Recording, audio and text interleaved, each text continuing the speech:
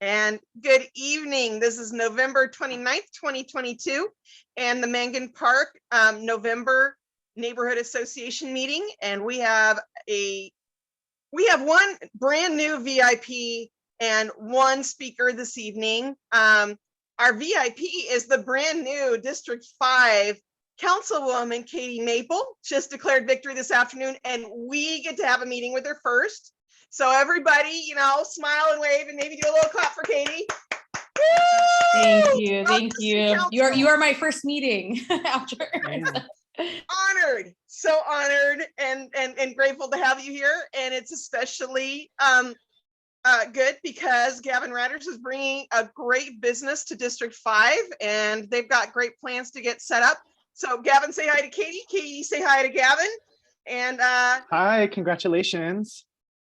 I'm really excited to learn more about you and work with you. Thank you for being here. Caity, would you like to say a few words of your thoughts about bringing an heirloom tree nursery and organic farm to Mangan Park in District 5? Yeah, absolutely. Well, I don't want to take any thunder from any of the work that you all have done over the years, but I have done a little bit of research on this project for my last Mangan Park Neighborhood Association Zoom that I was on, or I guess the one before. And I'm really excited about this project and the work that you've done. I know it hasn't been easy. I know that as someone, I'm a small business owner myself, and I've navigated a lot of planning processes in other cities around the state. And I know it can be really cumbersome sometimes, and you think you're there and then something else happens and so the fact that you pivoted and made that happen is great. And thanks to the city of Sacramento for helping them along the way, Amanda.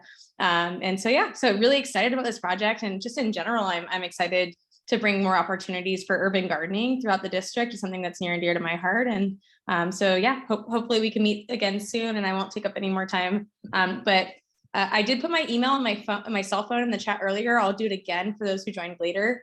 Being accessible is really important to me. So I want you to know that you can reach out to me directly if you have any issues at all.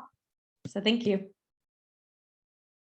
And thank you. And I'd also like to welcome Rebecca to the meeting. Rebecca is a Mangan Park resident. So I'm so glad you could pop in, Rebecca. Do you want to say a quick hi? Hello, how are you doing? We're doing peachy keen. Hi, Rebecca. Thanks. Hi. And let's see here. I don't think I have anybody else in the waiting room. So with that, should we go ahead and get started? Sure. Thank you so much, everyone, for being here. And thanks, Amanda, for being here as well, too. I saw your little kiddo here. I know it's not an easy time of day for us parents, or for any of us, perhaps. So thanks for being here, everyone. This is at least my third or perhaps my fourth, I can't remember, time attending this Mangan Park Association meetings. By a show of hands, has anybody not heard me at one of these meetings before? Have all of you been present? Okay. Oh, a few. Barbara, Francesca. Okay, cool. Great. So I'll just take a quick step back then and tell you a little bit about Planting Justice and about our project. So Planting Justice is a nonprofit organization. We've been around for 13 years. We currently have 60 staff members, all in the East Bay. And we actually, not true, we have one staff member in Sacramento. And we are primarily dedicated to creating full-time living wage jobs in urban agriculture and sustainability movements, specifically for people who have barriers to employment. But we also offer educational programming to thousands of youth each year in Oakland. And so I'll give you a quick rundown of our programs and how these relate to the nursery project. We are running a 2-acre nursery in the lowest income community in Oakland. This is in Deep East Oakland on 105th Avenue. It's a mail order nursery that stewards one of the largest collections of organic fruit trees in North America. There's 1,500 varieties of fruit trees. We didn't just do that overnight. We were able to acquire an existing nursery 7 years ago and move that nursery to East Oakland. And that nursery was called Rolling River Nursery. And so we got about a 20-year jump start on our nursery and have learned so much from the founders of that organization. And now the local residents in East Oakland run all aspects of the nursery. They know how to propagate all 1,500 varieties. They do the customer service, the website management, the nursery management, all of the field work and everything. And similar to that, we're looking to replicate this project in Sacramento. Very quickly, we also run an education program. We work currently at 8 public high schools in Oakland and a few different centers of incarceration as well, both juvenile and adult centers of incarceration. And at each of those sites, we build edible gardens and we teach an urban ag curriculum that also integrates mindfulness, meditation, holistic wellness, nutrition, and culinary arts. And we place all of that work into a broader kind of socio-political context of how we got to this point where many neighborhoods across the country have zero access to affordable organic produce and zero access to living wage jobs. So that it makes it a bit more clear to our students, that there's a history around land use and around food policy that has led to these conditions that we're in today. We also run a 5-acre farm where we grow out these fruit trees as mother plants. So these are planted in the ground as long-term large fruit trees. We harvest that fruit and distribute it to low-income communities. And then we propagate from those mother plants. So it's a very particular farm in that we have about 1,000 varieties of fruit trees growing. It's very different than any other farm you'd probably ever see. The last project I'll mention is we're also talking about the challenges of planning and zoning. We're in the midst of 3 different planning and zoning projects. And our other one is in El Sobrante at a historic Japanese nursery, the Adachi Nursery. And we're partnering with a progressive church, part of the United Church of Christ network there, to start a pay what you can cafe that's actually run by the church. And Planting Justice will have a retail nursery and a community center and a commercial kitchen there as well too. So we're very busy and we sell out of nearly everything that we put online every year. You know, a lot of people around the country are looking for particular types of pomegranates, persimmons, mulberries, avocados, cold hardy avocados, these types of things that you just can't find at Home Depot or local nurseries even. And so we steward this collection of rare and heirloom trees. And when we put things online, they sell out so fast. You know, we're selling to customers who are finding things that they, you know, maybe grew or had access to in their home countries and immigrated to the US and now can't find jujubes or, you know, Central Asian pomegranates or these types of things. And so when we saw the opportunity to expand to Sacramento, we jumped on it. We have a couple of staff members who grew up in Sacramento and one staff member who actually grows for Planting Justice from his home on 3 acres outside of Sacramento, because we really need more space to be able to propagate and grow out these really rare and heirloom tree varieties. And so currently, you know, we are finally moved through this very long conditional use permitting process. We have our hearing set for the 1st of December at 1 p.m. For those of you who can come, you're more than welcome to come.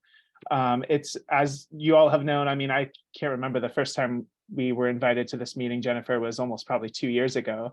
It's taken us a very long time to get here. But thank you so much for everyone's patience and support along the way. Because now we're at this crucial moment where once we have our conditional use permit in hand, we can apply for those building permits that we need, and we can actually be out on the ground every day, 5 days a week, and have a physical presence at the site, which I know has been a real, need in the community. You know, when you have a 5-acre property like that that's unoccupied, it just brings so many challenges to the neighborhood, right? So much thanks to City of Sacramento staff, because we would not have gotten here without y'all. And I can show the design, the site map, if folks want to see that. I'm sure there will be more questions as well too, so I'm happy to answer any questions people have. Maybe I should actually just touch on a few more goals of the project. So not only is job creation a major goal, Of course, the like ecological education is a major goal. We're looking forward to partnering with local high schools, the California Rare Fruit Growers that has a big presence in Sacramento. We're really excited to be in Sacramento because of the incredible amount of knowledge that exists between Davis and Sacramento in agriculture, and we have partnerships at UC Davis already. So we're looking to partner with more community colleges and places of education to offer paid internships to youth, which is really important.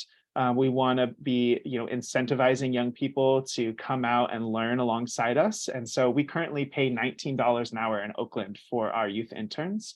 Our full-time jobs start at about $42,000 to $48,000 a year, depending on people's needs. We have different pay rates for parents, for example. And so no one's getting rich, but that's a starting wage for people who have no experience. And so we're really looking forward to being able to help people gain access and a pathway to fields of urban forestry, nursery management, organic farming. And I see a hand. The last thing I'll mention is we're in partnership with Three Sisters Gardens, which is an Indigenous-led organization in West Sacramento.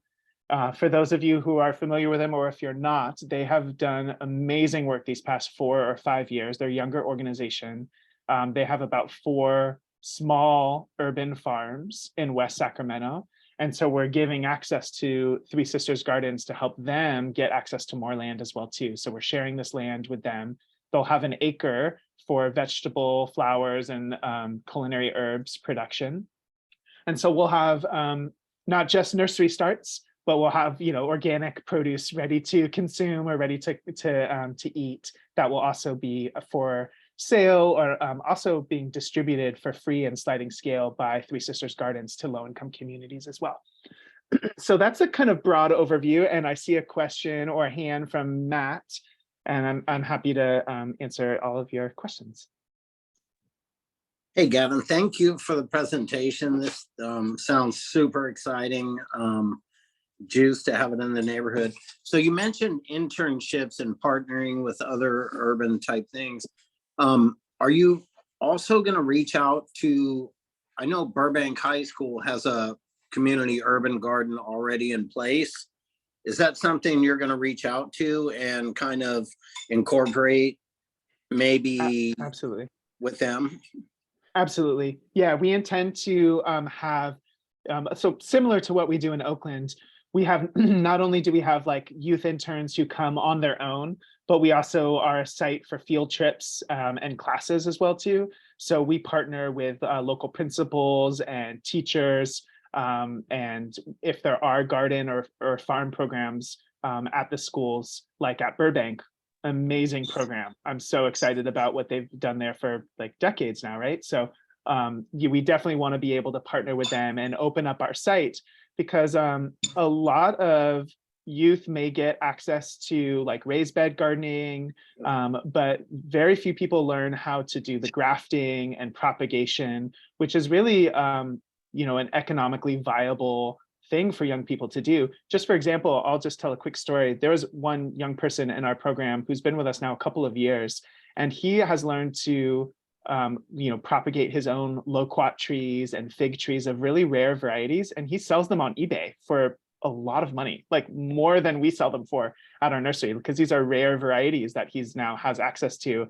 Some of them are sold for over $100 per tree. So it's for social entrepreneurial young people to be able to get hands-on skills in plant propagation is something that few like school garden programs are able to teach. So that's a really important thing that we're going to be sharing with people.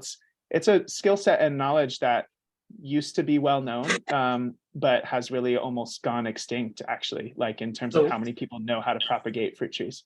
Yeah, so one more, I don't know that you reach, is it specifically mostly high school that you work with, or are there elementary schools that you go as well? John Morse School right here in the neighborhood, it's a high-risk special needs therapeutic school. And they actually have, the principal is a master gardener.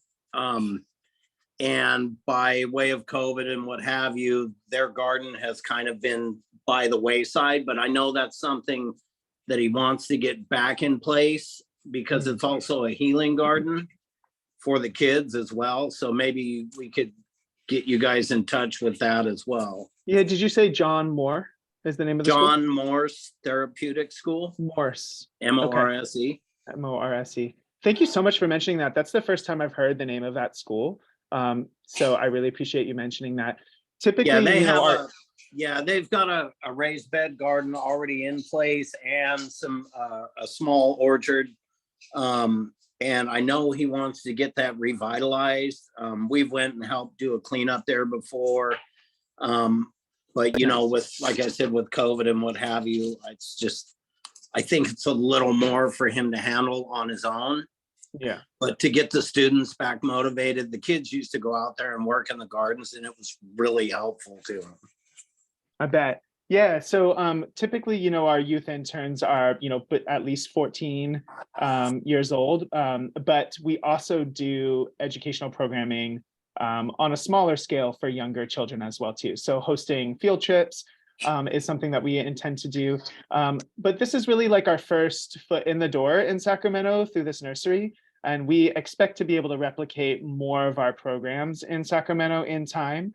And so one of the things that we do in Oakland is we go and we build and help schools, you know, maximize their productivity for their own school garden sites.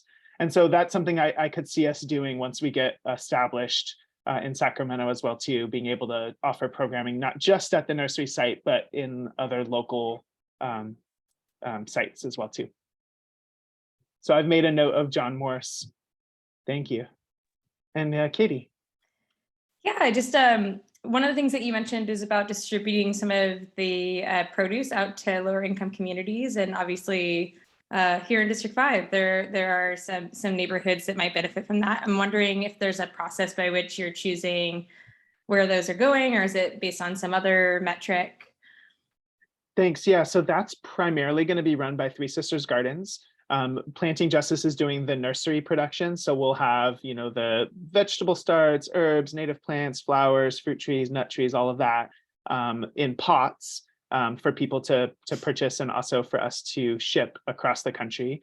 And Three Sisters Garden is running the annual veggie and herb farm. So it's more in their domain of food distribution. And at some point you all should meet Alfred. So maybe Alfred can come on to one of these meetings as well too. And Caity, I can, now that I have your email address, I can, you know, send us all an email to get on the same page. Alfred Melbourne founded Three Sisters Gardens, and he's doing amazing work. And they currently are distributing like to elders and youth, particularly like Indigenous communities as well too. So I can't necessarily speak to their full plans on food distribution, but I know that there's intentions of having a farm stand on site for people in the community. And also they have like a refrigerated food truck that they distribute produce with to low access communities. So at some point, Caity, maybe we can, you know, connect on that. And Alfred's in West Sacramento, which is not that far, but it's a, you know, new community for them as well too. So I think he would appreciate some contacts or ideas that you have in District 5. Wonderful. Happy to do it. Thank you. Gavin, I also wanted to jump in and say, I know we've had some conversation with the SSIP Food Closet, which is just down the street from the tree nursery, and that we, you know, in the future would like to be partnering with them also.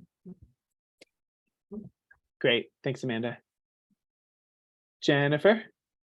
Yes, well, that last bit actually got me excited. So now I want to talk about something else that I didn't intend to talk about before, which is, yeah, I'm watching some of the redevelopment plans around the city, and we are very close to a low resource area, just to the southeast of where, you know, the facility is going to be is a significant food desert. And on top of that, the city and the county are both planning to put a lot of low income housing in that area. And I can actually almost say planning now. For a couple of years, I've had to say, they're suggesting that it's a thought, but it's actually starting to gain momentum and funding at this point. So there's there's going to be a real need to get fresh fruits and vegetables, as well as training for how to produce their own food. That's going to be a really significant thing, and we're talking less than 2 miles away. So it's great to be able to say this to you with the councilwoman who will be working with us on that we need to hop on that right now, because there's already starvation going on and malnutrition going on in that area. And if you're coming in and you've got food, let's start packaging that right now. There's no time to lose, especially if we're going to put more low-income housing there, where people in a place that doesn't have grocery stores. We have to get the people food. One somehow. of the things we've done in Oakland is, we've built dozens of gardens at low-income housing complexes in Oakland. That's one of the things that our landscaping team has done a lot of. And so again, we're just getting started with, excuse me, this tea here is helping me. Just getting started with the nursery and the educational programming. But like I said, I'm hoping that we can replicate more of our programs out there and be able to offer, actually building out gardens in the community as well too. But we won't start with that.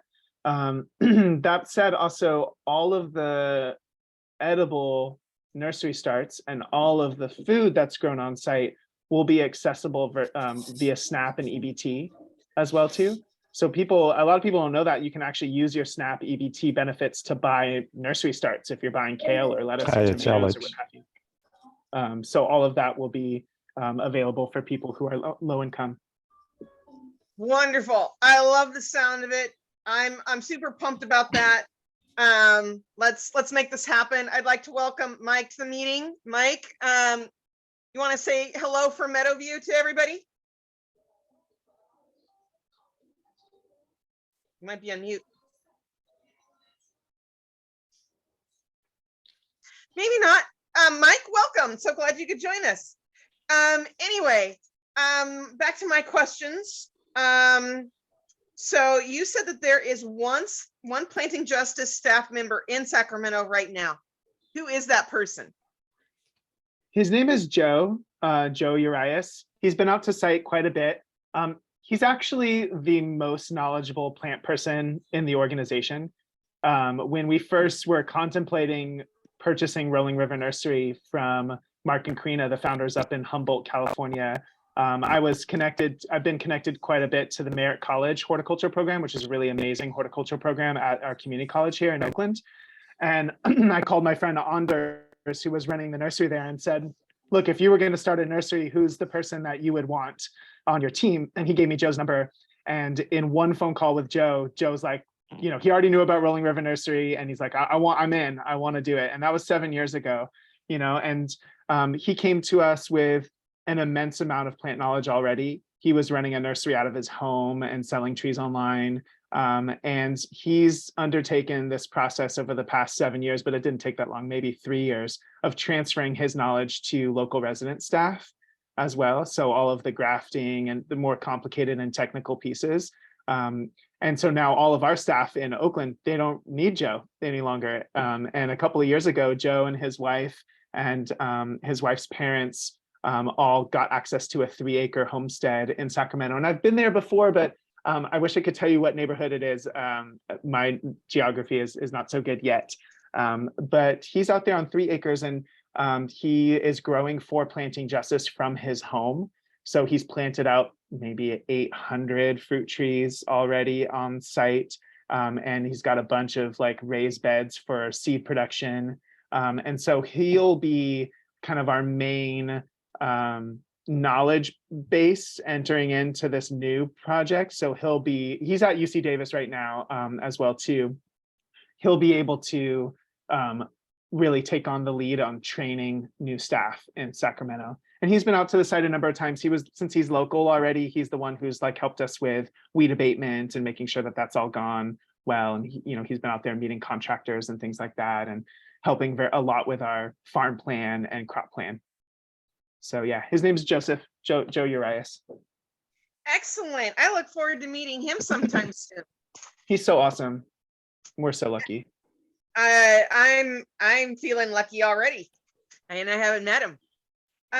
So then you're also working with Alfred, and what's his last name of Three Sisters Organic Farm? Melbourne with an E on the end. Melbourne. Three Sisters Gardens. Okay, They got have it. various community events. They have open hours for their farm stand. The locations of their farms are on their website. So if people want to drive by, they're all like easily viewable from the street. They're on like corner lots in West Sac. And they just do really amazing work. I mean, I'm so impressed with the amount of food they've been able to grow on really small plots. I think their largest garden is like 1/4 of an acre. So maybe a little bit larger. So I'm really happy to, I've been mentoring Alfred these past maybe 4 years. I first met him about 4 years ago. He was a brand new ED, has never been an ED of a nonprofit before. Same as me, I never was an ED 13 years ago either. So, trying to help him, learn the ropes a bit. And we've partnered on some funding opportunities. And so now to be able to give them access to more space, they do a lot of youth programming as well too. So that's a main thing that they do. And so they'll be very much doing that at this site, paid youth internships, and really as like a, as a way to engage youth who are disengaged in a lot of other areas in their lives. And as many of you probably know yourselves, or, can imagine, being able to work with plants and in the soil, in an outdoor, beautiful setting with mentors who have shared life experience, can be a really life-changing opportunity for young people. And then to be paid to do that as well too has been huge. Excellent. And let's see here. Did I have little question marks running around anywhere else on my page? So you have 60 staff members in your East Bay facility right now. When the Sacramento facility is done, how many employees do you expect to have? We expect to start, somewhere but probably between 6 and 8 to get the project going. We'll probably expand to maybe 10 or so on site in Sacramento. It sort of remains to be seen a little bit with what the workload will be like. I mean, we can have a pretty good guess given, the past 7 years of nursery work in East Oakland. And then the Three Sisters Garden Project will also have, I think, 3 or 4 staff. Okay, so that's not included. All right, so 3 to 4 people for Three Sisters. All right, so I think we're looking at roughly 15 between the two organizations, about 15 employees who will be full-time employed, always there, not student interns. Yeah, probably more like 10 to 12. Yeah. Okay. If Planting Justice is at around 8, maybe 10, and they're at 3 or 4, I think they'll have. Okay. Got it. All right. Those are my questions for now. I'm sure I'll come up with some more, but did you have some plans and some information that you're preparing ahead of the let's see, it's the Community Development Department hearing on Thursday? Yeah, we have submitted everything that they need. So they've prepared a staff report and will be, on the 1st of December meeting with, I think, is it just one member, Amanda, is it like the head of planning? Who's meeting with us? Yeah, he's the zoning officer, is the hearing officer. So it'll be the zoning officer and then the city staff planners. And I can share with you, share my screen here. Oh, disabled participant screen sharing. If you'd like me to share my screen, if you want to enable that, I can show the site plan. Tell you what, I'm going to make you the host. Just don't leave without giving me back the host power. But got it. There you are. And Okay. you are now the host. Cool. Let's try this again.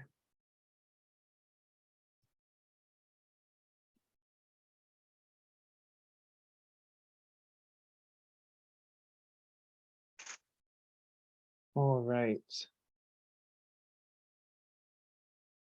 How do I make this bigger? Here. Okay, so we're looking at like a 4.5 acre site. If you can see my browser here, this line is sort of the bottom edge. So it's this rectangle here, which is the full like site plan, and then it gets more into the details. Do I have that right? Yeah. So this is like gets more into the details of what the structures look like. These are like the elevations and things like that. So coming down from the driveway here, coming into this parking lot. This is an existing parking lot. Walking onto the site, this is an existing lath house. So some of you will probably know, who know the site are familiar with this structure. It's an existing structure. It's the only existing structure. It's the only historic structure that has stayed. Everything else has been demolished and taken down. We're going to be having a big series of shade cloth structures. So these look like hoop houses, greenhouses, sort of, but they've got shade cloth on them, given the amount of heat that we'll be dealing with in Sacramento with young plants. Providing shade to these plants is going to be really important. So these are all big shade cloth structures, and inside of them is going to be steel raised beds that are particular for producing what do you call it, from seed. Now I'm having a brain fart. What is it? Seedlings. Say again. Seedlings. Yeah, seedlings. That similar. Yeah, and those will be grafting onto them. Rootstock. That was what I was looking for. So producing our own rootstock, and then we'll be grafting onto those trees. We'll be planting out and maintaining landscaping around the entire perimeter of the site. And so we'll actually be planting somewhere around maybe 100 to 150 trees around the perimeter. We're going to be planting out a large fig collection. So we'll be doing one each of about 100 to 150 different varieties of figs. We actually have about 350 varieties of figs in our collection. And figs are beautiful shade trees. We'll be harvesting the fruit for the farm and the food distribution, and then we'll be utilizing those trees for propagation material. We'll then have these shade cloths and 5-gallon tree areas, and then this is where the Three Sisters Gardens farm is going to be. So they have a few different production fields. They'll have this like arbor space for community events and educational programming. They'll have a few walk-in coolers here for food storage, and a small greenhouse. And then here, there's a city-owned trailer that will be utilized for office space for our staff. So that's the main elements of the site. So it's really production focused. So it's primary, there's going to be tens of thousands of tree seedlings that are going to be grown here. And the lath house will have some annual vegetables for retail as well too. In terms of like traffic, we're expecting to have one UPS truck come each day. So that'll come towards the end of the day, 3 or 4 p.m. That truck comes into our driveway. We load it up with trees that are boxed, cardboard boxes that are going out to customers all around the country. And we load up that UPS truck, and then the UPS truck drives away. So that's our one daily truck. And it's a small UPS truck, not one of the large ones. It's kind of the box truck size. A couple times each season, we'll have deliveries of soil or mulch, but that'll be like on a monthly or every other month basis. depending on how fast we're using our soil. And so I'm just trying to imagine, I highlight what, impacts on the neighborhood there will be in terms of trucks. So yeah, it's I I think from what we've experienced, our nursery in East Oakland is also in a residential neighborhood. And it's actually in a dead end street with way too many cars already, and we've been able to to do just fine on that one UPS truck each day, which doesn't have a very large impact. But I just wanted to be upfront with that there'll be that one delivery truck coming each day to take our cheese away. And then the Three Sisters Garden Project will have a food truck as well too. So that truck will go in and out once each day as well too, with produce. We'll be open Monday through Saturday. Our open hours will be between, I think what's written on the conditional use permit is between 8 and 5 p.m. So we'll be closed up and gates closed and locked by 5 p.m. We'll have some cameras on site as well too, to be able to monitor during our construction phase and during our open phase as well too, to be able to make sure that the site is being respected and stays safe as well too.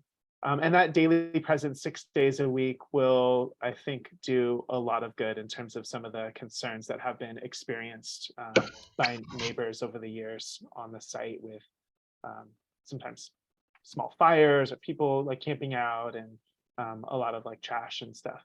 So we'll be, maintaining the sidewalks and cleaning trash, and as your neighbors and our neighbors, we'll make sure that you have a direct line to our site manager should any concerns or emergencies come up, that people in this group will have the phone number and email address of our site manager out here, who will be really, I think, grateful to have additional eyes on the site. Hey, Gavin, would you mind explaining what services you offer during open hours to the public? Yep. So during go ahead, Amanda. Sorry. No, go ahead. That's what I just want to clarify. Yeah, like what's open to the public during your open hours? Great. Yeah. During our open hours, we'll be available for walk-in purchases of produce, annual veggies, flowers, native plants, fruit trees, berries, all of those things that we sell. We'll also have drop-in volunteer opportunities. So this is a thing that we regularly do in East Oakland as well too. There's just a lot of people in the community who don't necessarily want to buy something, but they want to just come and be around what's happening. They want to learn what we're doing. Sometimes we have, I can imagine, there's a lot of elders in Sacramento who have been involved in, fruit trees and gardening for a long time. So we want to partner with the California Rare Fruit Growers chapter in Sacramento.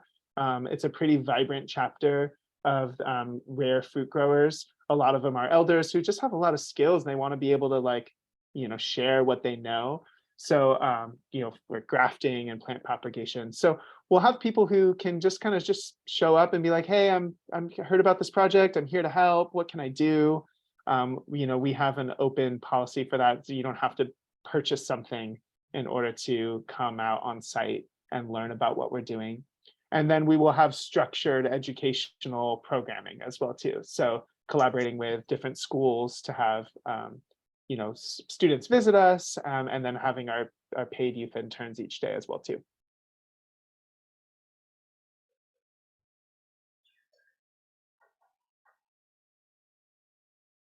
Hi, can you hear us? Yes. Hi. Good. Hi. I'm Robert Dunn, and I'm here with Maria, and we live, I don't know, maybe 2 miles away. So from this whole incredible project, so we're thrilled in many ways about it.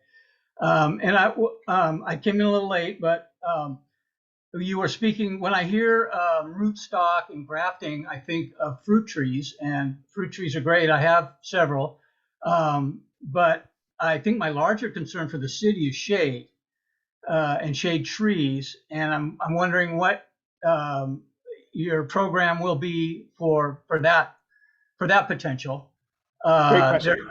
There are some profound shade deserts in the city. And again, I apologize if you covered this, but it's particularly, it seems to me, in just a casual driving around in lower income areas. And Yep. I would really love to see some kind of work in that area for shade. And my last part is, are you working at all with SMUD and their programs and the Sacramento Tree Foundation? I don't know what your relationship is with them, but that's it. Awesome. Thanks so much. Was it Mark? Bob. Oh, Bob. Yeah. Thanks, Bob. Yeah, so I mostly have been talking about our edibles, but we also produce native trees and other shade trees as well too. And so we will be doing that in Sacramento as well. We've partnered with, the city of Oakland to produce shade trees for city projects. And so I'm hopeful that if there's a need or desire for that, I'm not sure who else is already doing that, and don't want to step on toes necessarily of people who are already doing that. But that said, we can't have too many oaks and cottonwoods and alders and redwoods and other things. So we will be producing native tree starts as well too. Good. And then, as far as the Sacramento Tree Foundation goes, we're still new, so we're still kind of just like inching our way in. And since we don't have a site yet, all of the relationships that we've been building have just been virtual mostly. So, we're in contact with them, but only peripherally right now. But we do want to be able to, partner with other organizations that are already doing similar work here as well too. So that's a big goal. And SMUD, we applied for one grant that we didn't get through SMUD, but I'm looking forward to learning more about what the collaboration potential is there. Good. Thank you. And I'll be happy to help with that. Dave Tamayo is the SMUD board rep for the neighborhood, and Dave and I are on conversational terms, so I'll be more than happy to set you up with a conversation with Dave Tamayo to see how we can make this go more smoothly for you. Awesome. Thank you. Any other questions on these along these lines? Yes, Alex here. Thanks for coming, Gavin. Hey, Alex. I'm checking in to see if Jennifer introduced you to the table garden yet, which is right there on 23rd and Anita. Which No, is let me a go. community garden. Is Let me go anybody back to familiar my with that? notes and make a note of Mariah? that. Robert, Yeah. are you guys familiar with it? Yep. Yeah, Okay. we're just about a half mile from there. Yeah. So has that been introduced, Jennifer? No, that has not been introduced. Can you say something about it, please, Mariah? Well, I haven't personally been involved with it, but I do get their emails, and I think Yes. if I'm not mistaken, I can't remember the name of the church. I think the name of the church is The Table over on 8th Street in East Sacramento. And they seem to be the organizers. And so they're growing produce that I know anybody can go and buy. And then they also donate to the local South Sac food closet. Yes. So seems like a great outfit. The people I don't know off the top of my head the people's names, but I do get the emails. So if you wanted the contact, I could find it. Yeah. And they also have a bakery. So they're baking somewhere else off site. And I don't know if those are gifts to the community or if this is sales. I think it's sales, but it's likely sales. Yeah. So I went by, and it's a fenced area with, big 6-foot spike fence, driveway gate that swings in. It's about 225 feet long by about 50 feet wide, next to a school, which is or close to the Catholic Church. Yes. Yeah. So it's sitting right in that church and school. Yeah, I think they Church own and the school, land. yes. Mm. So it's a beautiful area. There's a lot of sunshine, and the mulch pit, compost area for a table up in the front for sales and operations in terms of cleaning and what have you. So those are the essential operations that would take place with the garden. Yes, Gavin? That sounds great. Yeah, I've just made notes of it from what you've said, because they seem like a Mhm. really aligned organization that we might be able Yes. to partner with in some way, with Right. the people that they're serving, or with maybe some of the produce that's coming from Three Sisters Gardens. Mhm. Sure. Okay. Correct me, Mariah. They were having some issues with having a paid caretaker. Oh, I know nothing about that. Okay. All right. I think that was Yeah. a problem or potential problem. So Um, that might be something to be alerted to as well. mm. And I'm from Elk Grove. I live in Elk Grove, but I've made connections with Jennifer, and she's been very gracious in inviting me to these meetings. And I did see you a few months ago when you were in town. The thing that I wanted to note is just that our church has some area that might be suitable for this kind of production. And we think it would be a great way to be able to get the community involved, invite people with skills to come and participate and use our land, fence it off and try to create some kind of a production project. So that is what I'd be following from what you're bringing to town, to see whether or not we could collaborate in those areas and see if it's possible to put a similar design in the Valley High area, which is where the church is located, Center Parkway and Valley High Drive, right on the What's the corner. name of the church, Alex? Hope United Methodist Church. Okay. Cool. Thank you. Thank you. And there's also a church in the pocket that was just looking at taking their very large lot. So the pocket is where Alex is just talking, it's south mostly, just straight south of here. But the pocket is over to the west and like 10-15 minutes away, just a couple of miles.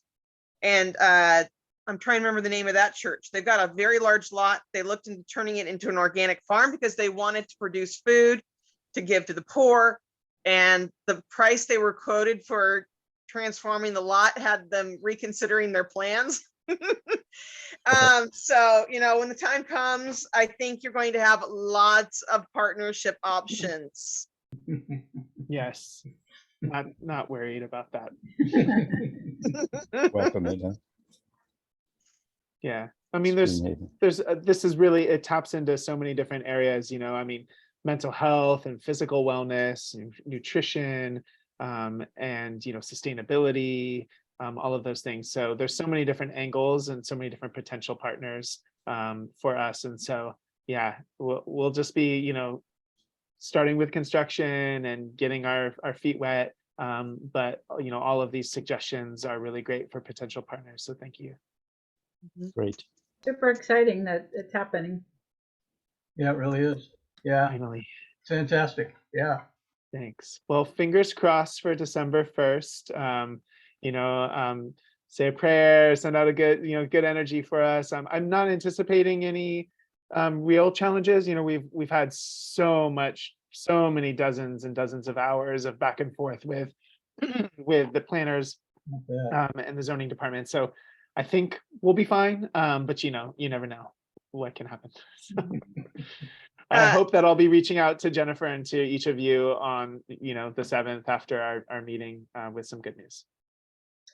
I Look forward to absolutely look forward to that with you. I actually kind of wanted to go back to the schematic and look at the greenhouses. I've looked at the schematic before and was trying to sort out how the greenhouses are going to be laid out, how much of the space is going to be in greenhouses, because I've heard you talk about the shade areas and the lath house. Yep. But we've So got we've all got- the beautiful drawings of greenhouses there. Yeah, so we've got 2 big greenhouses. So that's this one and this one, shade cloth structure 1, shade cloth structure 2. And then we have 3 smaller shade structures here. The rest of it is open to the sky.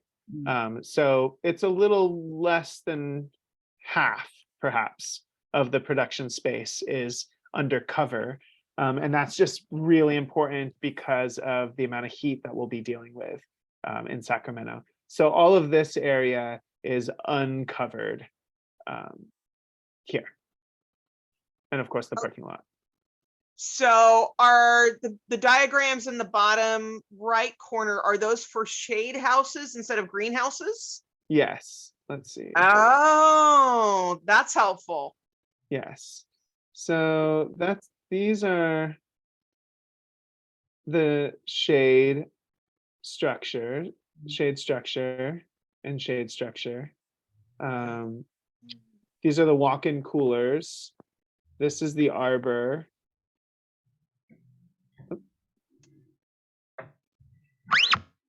Okay, that takes care of some of the questions I've been having as I have been cruising through the documents for the hearing on Thursday, because I was having a hard time figuring out where you were putting the greenhouses. Yeah, What it's greenhouses? Those aren't greenhouses. Yeah. They're more like hoop houses, I suppose. Okay. That helps out.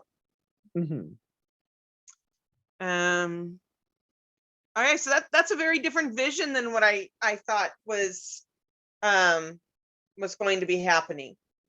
So that's good for me to have that explained. Sure.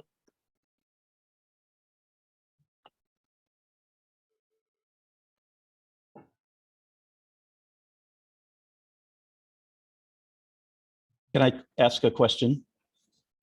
Sure. Please do, Alex. Yeah, you're going before the planning board for a reason. What is the current zoning of this land, and how much of a transition, how much of a change? Well, if you're going from what it is to what it will be, there is a significant change. Talk about that a minute, will you? Well, luckily we don't have to do any zoning changes. It's typical to need a conditional use permit. So what we're doing is allowed in the current zoning with a CUP. And so it's just part of the process and thankfully, we're not changing the use. Like, this was a nursery before us. It was the Sacramento City Tree Nursery. And then it's been vacant for a long time. So we're looking to do a similar use as what has been done, but because there's been a lapse in time between that nursery and this one, you have to apply for a new conditional use permit. I see. Okay. And Jennifer, this is 34th Avenue I have. What is the cross street?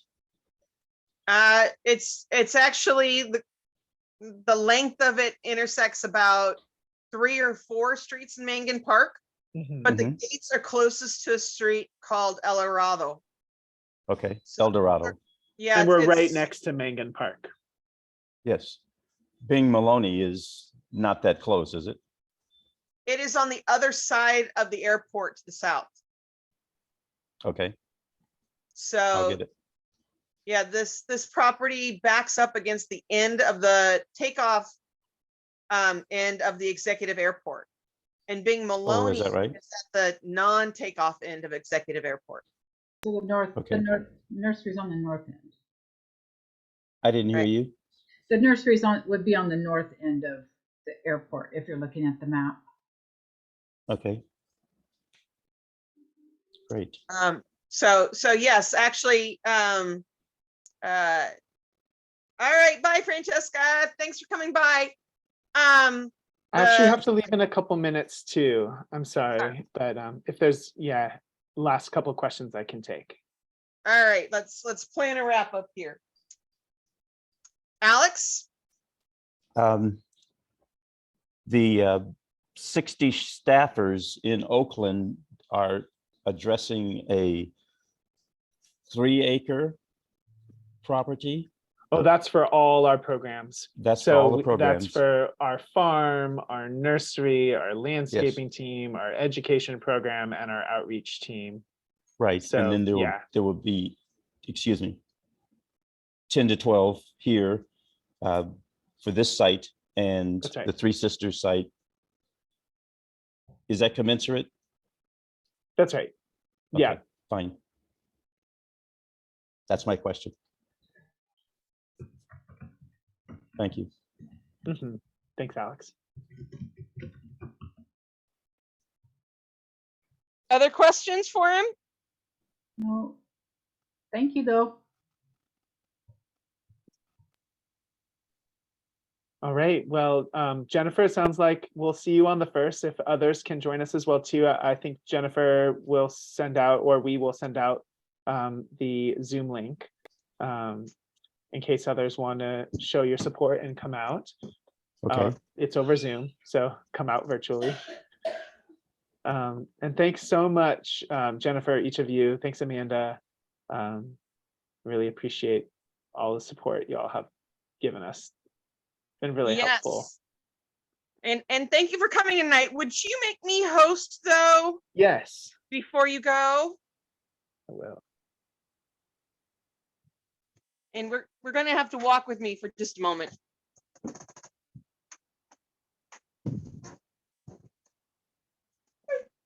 Okay.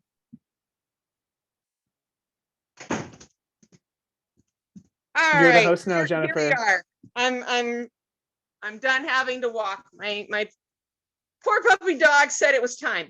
So I gotta thank you go. so much, Gavin, Thank for you. coming and sharing this information. It Okay. looks like Matt had a quick question. Okay. Do you have time Let's for take it. one last quick question? Yeah. Oh, I see it here. What criteria for the return to work people are there? That's your question, Matt?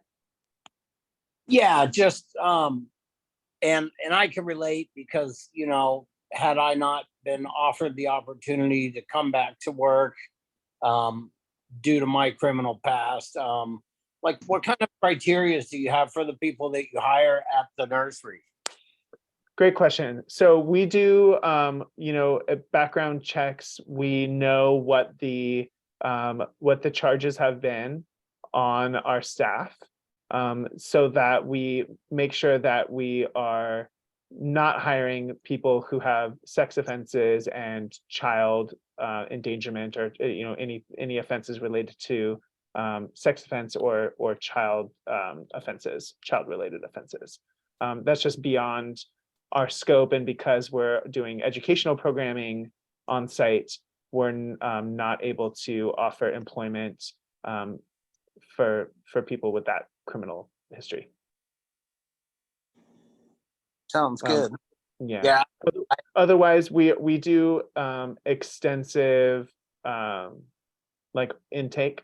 So oftentimes we're hiring people who we've known already for quite a while.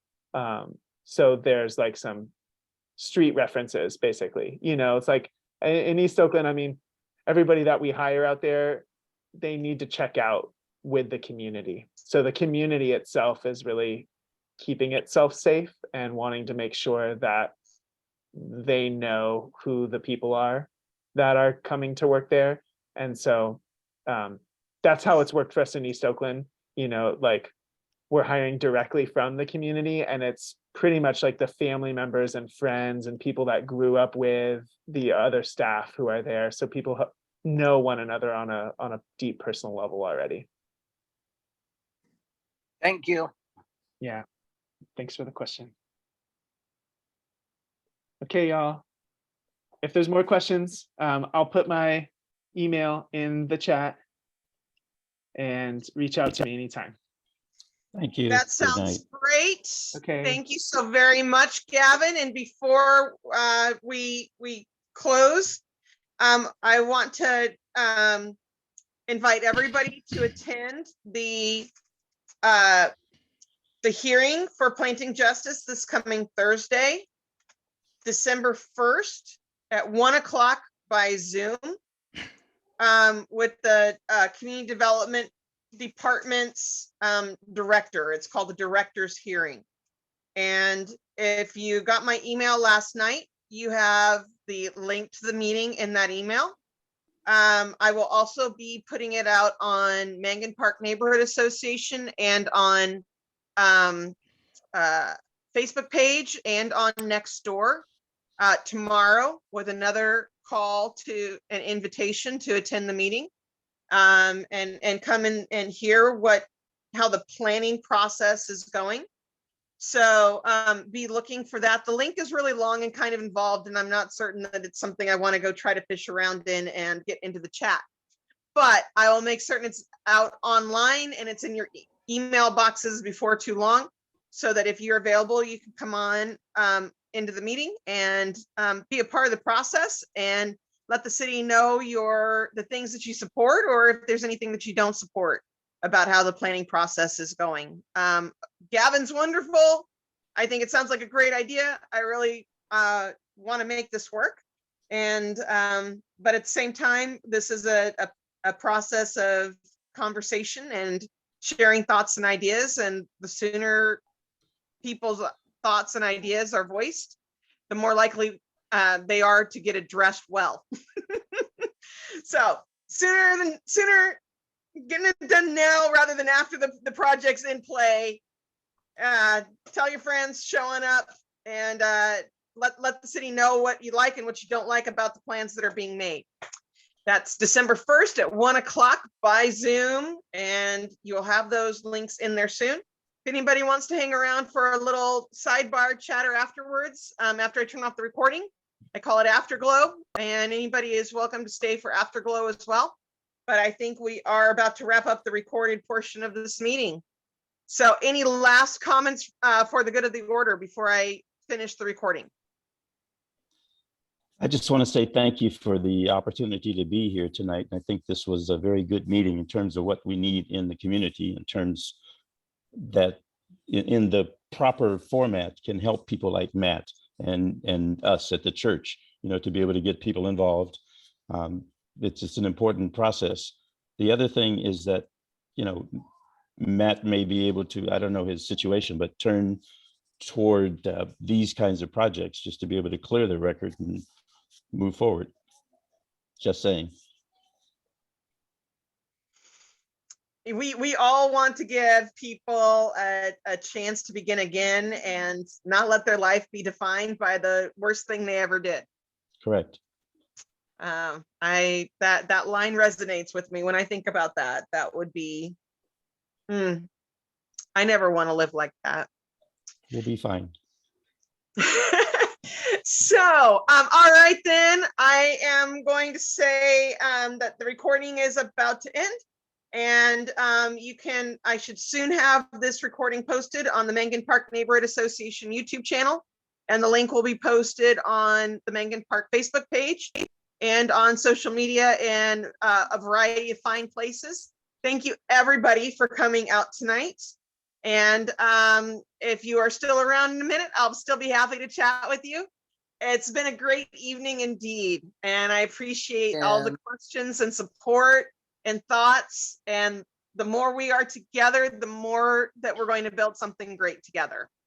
So agreed. Thank you. I'm going to bail. Good night. All right. Hi, Alex. Thanks, Matt. Good night, Jennifer. Thank you. You're welcome. Good to see you again. My pleasure. Thank you.